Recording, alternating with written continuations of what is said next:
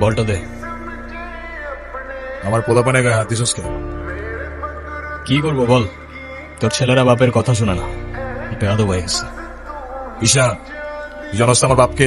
নে সালা, তুই যদি না জানিস তোর বাপ কি, আমি কি করে জানবো? সময় আমারও আসবে ঈশান। হ্যাঁ আসবে তো, অবশ্যই আসবে। আর কুত্তেকা দিন আতা ভাই, ঢোমারি তোরও আসবে। কি রে, কি হয়েছে? আমার মনে হচ্ছে তুই ঈশান ভাইয়ের সাথে দেখা করতে চাচ্ছিস। আমি ভার্সিটিতে পড়াশোনা করতে যাচ্ছি, এইসব করতে না। আমার কি মনে হয় জানিস, কি মনে হয় বল? ঈশান ভাইয়া তোকে পছন্দ করে।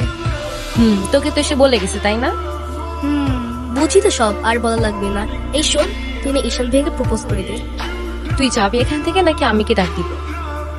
যাচ্ছি, সব সময় সাথে এরকম করে। আচ্ছা, ওরে যে প্রপোজ করবো যদি না করে দেয়?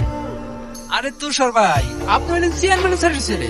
এই ভার্সিটিতে এমন কোন মেয়ে আছে আপনারে মানা করব? ভাই বলে দেন তো, পরেরটা পরে দেখা দেবো। ক্যাম্পাসের সবচাইতে সুন্দরী নারীর জন্য এই সুন্দর আই লাভ ইউ।